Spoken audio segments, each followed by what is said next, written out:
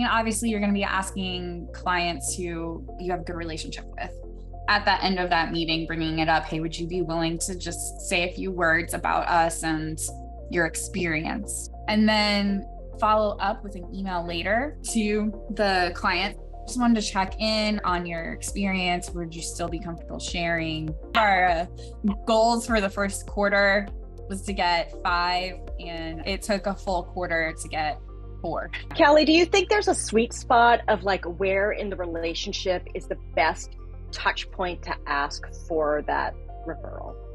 I would say it depends on the relationship more so. If they've been with you a long time, yes, there's some sense of loyalty there. But I also think a newer client who comes in and has had a good experience, and maybe they've even mentioned to you like, wow, this has been such a change of pace from my last advisor or something along those lines. I think that would be a great opportunity to ask, hey, could I share your words?